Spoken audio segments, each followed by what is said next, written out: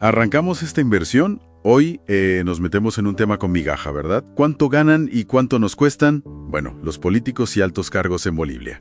Tenemos un informe bastante detallado para guiarnos. Sí. La misión es un poco desglosar esas cifras, entender la estructura de sueldos, desde arriba del todo, el presidente, hasta, pues, los alcaldes, consejeles, Ajá. y ver qué más hay detrás, ¿no? ¿Qué impacto tiene todo esto en el presupuesto público? Venga, vamos ahí. ¿Y las normas generales del país? ¿Y cómo juegan ahí los aumentos salariales, como ese 3% al básico o el salario mínimo, que ya en 2024 está en 2.500 bolivianos? Vale, pues empecemos por arriba, por el nivel central. El presidente... Luis Arce, ¿cuánto cobra ahora con esa subida? Pues mira, según los datos, con el incremento de 2024 se va a 24.978 bolivianos al mes. Casi 25.000. Y el vicepresidente, David Choque Huanca, un poquito menos, 23.591. Exacto. Y ojo, ese es el tope. El salario del presi marca el máximo absoluto en el sector público boliviano. Nadie puede ganar más. Entendido. ¿Y por debajo, cómo queda la cosa? ¿Ministros, diputados? Pues ahí hay una escala bastante clara. Los ministros rondarían los 22.200 bolivianos, viceministros un poco menos, 21.400 más o menos, y senadores y diputados titulares, fíjate, un pelín más que los ministros, sobre los 23.300. O sea que los parlamentarios están ahí, casi rozando al vicepresidente. Sí, están en la franja alta. Lo interesante es que ese aumento del 3% se aplicó de forma general, así que las diferencias entre ellos se mantienen, más o menos. Claro, aquí es donde salta a la vista la diferencia, ¿no? Si pones esos sueldos al lado del salario mínimo nacional. Uf, sí. Esos 2.500 bolivianos. La brecha es enorme. Casi 10 veces más cobra el presidente que el salario mínimo. Desde luego. Y esa disparidad, pues claro, alimenta mucho el debate sobre la equidad, sobre si es justo o no dentro del propio Estado. Y un detalle curioso, a veces hay cargos técnicos de gestión, como directores generales, que pueden estar cerca de los 20.000 bolivianos. ¿Anda? Sí, y eso significa que a veces ganan más que algunos cargos electos de nivel regional o municipal. Qué curioso, sí. Pues vamos a eso, bajemos a las regiones y a los municipios, que son 9 gobernaciones y... ¿cuántos municipios has dicho? Unos 336 ayuntamientos. Muchísimos. Una barbaridad. Y aquí el panorama cambia radicalmente, ¿verdad? Totalmente. Aquí la palabra clave es autonomía fiscal. Cada gobierno departamental y municipal tiene margen para fijar sus sueldos. Y claro, eso crea unas diferencias enormes. El informe daba un ejemplo de 2022, creo recordar. Sí. El gobernador de Santa Cruz ganaba casi 20.000 bolivianos. Pero es que el de Tarija, poco más de 9.000. La mitad o menos de la mitad, vaya. Más del doble de diferencia, sí. Una pasada. Y con los alcaldes, pues imagino que 3/4 de lo mismo. Exacto. Depende muchísimo del tamaño y la capacidad económica del municipio.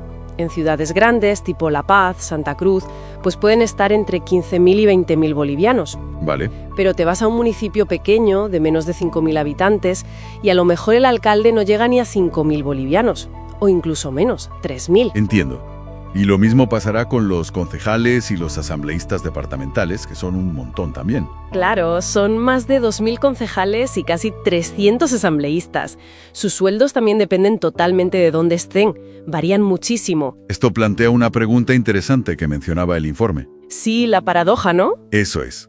¿Los sueldos reflejan la riqueza del sitio o hay otros factores? Porque decían que a veces... Que a veces gobernadores de los departamentos más pobres tienen los salarios más altos. Justo eso. Da que pensar, ¿verdad? Sobre qué criterios se usan realmente para fijar esos sueldos a nivel local. Si es capacidad económica, política u otras cosas. Claro. Pero bueno, no todo es el salario base. Luego están esos otros conceptos, los gastos de representación. Uf, sí, esos son famosos. Que para algunos alcaldes, decían, pueden ser casi como otro sueldo. Y han generado bastante polémica, ¿no? Muchísima, porque a veces no son tan transparentes. Y luego están los viáticos, las dietas por viaje. Ah, bueno, pero eso sí está más regulado, ¿o no? Sí, eso sí. Hay un decreto supremo, el 1788, que fija las escalas. Depende de si el viaje es internacional o nacional y de la categoría del funcionario. ¿Y de cuánto hablamos, más o menos? Pues mira, para un viaje internacional un alto cargo puede recibir entre 300 y 360 dólares al día. Ujú. Y si es un viaje dentro de Bolivia, entre departamentos, la dieta es de unos 553 bolivianos diarios. Vale, son cantidades importantes. Son gastos que, bueno, se supone que son necesarios para el trabajo, pero claro, suman al coste total. Y aunque hay obligación de justificarlos en un plazo corto, en 8 días creo, la clave siempre está en el control, en la transparencia de cómo se usan. Claro.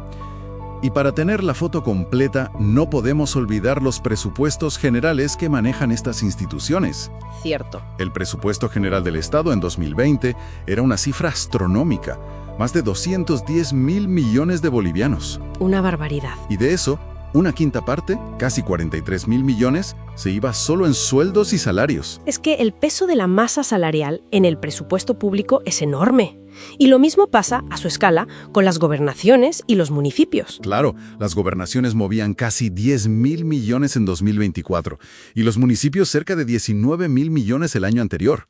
Son cifras gigantescas. Bueno, entonces si tuviéramos que resumir un poco las ideas clave. Venga, Por un lado, tenemos una estructura de sueldos en el nivel central que es muy jerárquica, muy rígida, con ese tope presidencial. ajá, Y por otro lado, en los niveles subnacionales, en regiones y municipios, pues todo lo contrario, una diversidad enorme, mucha autonomía y unas diferencias salariales brutales. eso es.